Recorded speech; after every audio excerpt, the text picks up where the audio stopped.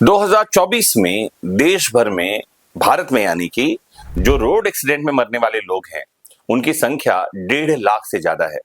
जी हाँ, 1.5 लाख से ज्यादा लोग भारत में रोड एक्सीडेंट में मर जा रहे हैं और ये सिर्फ 2024 का आंकड़ा है। इस बात को ध्यान में रखते हुए केंद्रीय गृह मंत्री नितिन गडकरी जी ने रोड एक्सीडेंट रोकथाम के लिए कुछ कमाल की घोषणाएं की हैं, जिसमें से एक कैशलेस ट्रीटमेंट है।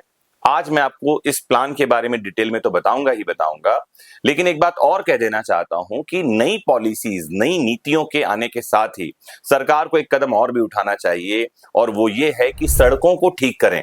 अगर सड़कें ठीक होंगी तो पहला चरण सरकार की तरफ से ठीक होगा कि हाँ, हम अपना कर्तव्य पालन कर रहे हैं। और दूसरी इंपॉर्टेंट बात यह है कि ट्रैफिक एजुकेशन को प्रॉपर करना, ट्रैफिक पुलिस की जिम्मेदारी को बढ़ाना, ये कुछ ऐसी चीजें हैं जिनको ध्यान में रखा जाएगा तो शायद रोड एक्सीडेंट में कमी आ सकती है। आइए समझते हैं इस पॉलिसी के बारे में, क्योंकि ये जागरूकता बड़ी जरूरी है। जितने भी मेडिकल प्रैक्टिशनर हैं उनको इस लेक्चर को देखना ही चाहिए, और वो लोग जो लगातार ट्रैवलिंग करते हैं उनको भी इस लेक्चर को देखना और सुनना चाहिए। तो अगर आपके ऐसे कोई मित्र हैं जो मेडिकल प्रोफेशन में हैं, जिनके हॉस्पिटल चल रहे हैं, जिनकी डिस्पेंसरी चल रही है, उनको तो ये लेक्चर दिखाइए ही दिखाइए। साथ ही अगर कोई आपकी फैमिली रिश्तेदारों में ड्राइवर है या ट्रैवलिंग का काम करते हैं तो उन तक भी इस वीडियो को भेजिए, क्योंकि आपकी द्वारा किया गया एक शेयर कई लोगों की जिंदगी बचाने में कामयाब हो सकता है। तो आइए शुरू करते हैं इस लेक्चर को। तो जैसा कि मैंने बताया, 2024 में रोड एक्सीडेंट में मरने वाले लोगों की कुल संख्या है 1,80,000। इसमें जो मृतक हैं उनमें लगभग 66% लोग 18 से 34 साल के युवा हैं, और अगर इनको समय पर इलाज मिल जाता तो ध्यान रखिए इनमें से कई लोगों को बचाया जा सकता था, और ऐसा न हो पाने के कारण ही लोगों की मौत हुई है। इस बात को ध्यान रखते हुए ही एक योजना सरकार लेकर आई है। यह योजना किसी भी तरह की सड़क दुर्घटनाओं पर लागू होती है। जो पेशेंट एडमिट होगा उसको 7 दिन तक ट्रीटमेंट का खर्चा या ट्रीटमेंट के लिए अधिकतम 1.5 लाख रुपए तक सरकार द्वारा दिया जाएगा। ये कैशलेस ट्रीटमेंट स्कीम है। इसके बारे में बहुत डिटेल में मैं आपको बता रहा हूं, ध्यान से सुनिए। 14 मार्च 2024 को सड़क और परिवहन राज्य मंत्रालय ने चंडीगढ़ में सड़क दुर्घटना पीड़ितों को कैशलेस इलाज देने के लिए एक पायलट प्रोजेक्ट शुरू किया था।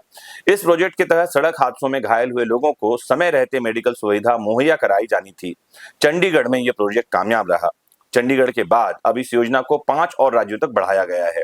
इसमें से एक है राजस्थान, उत्तर प्रदेश, महाराष्ट्र, तेलंगाना और आंध्र प्रदेश। 7 जनवरी 2025 को केंद्रीय मंत्री नितिन गडकरी जी ने इस योजना को पूरे देश भर में लागू करने की घोषणा की। इससे देश में कहीं भी रोड एक्सीडेंट होने पर घायल व्यक्ति को इलाज के लिए भारत सरकार की ओर से 1.5 लाख रुपए तक की मदद दी जाएगी, जिससे वह 7 दिन तक अस्पताल में इलाज करवा पाएगा। केंद्र सरकार ने कैशलेस ट्रीटमेंट योजना फायदे के लिए 3 स्टेप बताए हैं जो आपको नोट कर लेने चाहिए।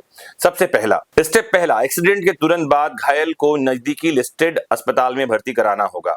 केंद्र सरकार अस्पतालों की लिस्ट जारी करने वाली है। दुर्घटना के 24 घंटे के भीतर ही पुलिस को सूचित करना होगा। एक्सीडेंट की सारी डिटेल्स और घायल की स्थिति के बारे में पुलिस को ब्यौरा देना होगा। अगर 24 घंटे के अंदर पुलिस को एक्सीडेंट की सूचना नहीं दी गई तो ट्रीटमेंट योजना का फायदा नहीं मिलेगा। और स्टेप 3 है, पहले बताई गई दोनों प्रोसेस पूरी करने के बाद अस्पताल में घायल का डॉक्यूमेंटेशन होना। इसमें पुलिस रिपोर्ट और घायल का पहचान पत्र जमा कराना होगा। कैशलेस ट्रीटमेंट स्कीम के तीनों स्टेप फॉलो करने के बाद घायल को 1.5 लाख रुपए जारी कर दिए जाएंगे, जिससे एक्सीडेंट होने के दिन से अगले 7 दिनों तक वह फ्री में इलाज करवा पाएगा। अब एक प्रश्न और है कि क्या सिर्फ घायलों के लिए स्कीम है या दुर्घटना में निधन हो जाने पर परिजनों को भी कुछ मिलेगा? तो आपको जानकारी दे दूं कि इस योजना के तहत रोड एक्सीडेंट में मौत हो जाने पर परिजनों को 2 लाख रुपए की आर्थिक सहायता दी जाएगी। भारत सरकार ने मुख्य रूप से हिट एंड रन जैसे मामलों में 2 लाख रुपए तक देने का प्रावधान किया है। इसके लिए परिवार वालों को फिर 4 स्टेप फॉलो करने होंगे। सबसे पहला, एक्सीडेंट होने के 24 घंटे के अंदर पुलिस स्टेशन में रिपोर्ट दर्ज करानी होगी। दूसरा, पुलिस रिपोर्ट की कॉपी और सक्सेशन सर्टिफिकेट समेत सभी जरूरी डॉक्यूमेंट तैयार करने होंगे। तीसरा, सड़क और परिवहन मंत्रालय के ऑफिस में सभी डॉक्यूमेंट जमा कराने के लिए अप्लाई करना होगा। और चौथा, इसके बाद तय दिनों के भीतर 2 लाख रुपए की राशि मृतक के परिजनों को मिलेगी। तो ये योजना केंद्र सरकार ने लागू कर दी। ध्यान रखने की बात है, ये जो स्टेप्स बताए गए हैं, एक तो मरीज या पेशेंट जो है उसका एक्सीडेंट हुआ है और उसके परिजन जो हैं ये स्टेप्स पूरा करने में परेशान होते हैं। सरकार को कोई ऐसा भी तरीका अपनाना चाहिए जिससे ये स्टेप फॉलो करना आसान हो जाए। जाते जाते लेक्चर के अंत में मैं आपको बताना चाहता हूं कि कौन से वो खतरनाक राज्य हैं जहां लोगों के पास ट्रैफिक सेंस नहीं है या जिसके ट्रैफिक सेंस न होने के कारण मौतों की संख्या बहुत ज्यादा है। आइए नजर डालिए इस लिस्ट पर। तो 2018 से 22 तक के राज्यवार ब्यौरे हमारे पास हैं, जिसमें उत्तर प्रदेश में 1,08,882 मौतें हुई, तमिलनाडु में 84,316, महाराष्ट्र में 66,370, मध्य प्रदेश में 58,580, कर्नाटक में 53,448, राजस्थान में 51,280, आंध्र प्रदेश में 39,058, बिहार में 36,191, तेलंगाना में 35,565 और गुजरात में 36,626 रोड एक्सीडेंट में मरने वालों की संख्या है जो मैं आपको बता रहा हूं। रोड एक्सीडेंट तो कई गुना ज्यादा हुए हैं, लेकिन इतनी मौतें ये खतरनाक हैं। जब कभी कहीं सड़क दुर्घटना होती है तो दुर्घटना के बाद मरीज की जान बचाने के लिए जो समय होता है उसे कहा जाता है गोल्डन आवर। रिसर्च और स्टडीज में ये बातें सामने आई हैं कि गोल्डन आवर में अगर पेशेंट को यानी दुर्घटना में घायल व्यक्ति को प्रॉपर ट्रीटमेंट मिल जाए तो उसकी जान बचाई जा सकती है। तो 1980 में अमेरिकी सैन्य सर्जन आर एडम काउली ने गोल्डन आवर शब्द को मशहूर किया था। इस शब्द का ज्यादातर इस्तेमाल मेडिकल इमरजेंसी में किया जाता है। गोल्डन आवर का मतलब होता है एक्सीडेंट या गंभीर चोट लगने के बाद का पहला घंटा। इस 1 घंटे के दौरान अगर समय रहते इलाज शुरू हो गया तो घायल की जान बचने के चांसेस बढ़ जाते हैं।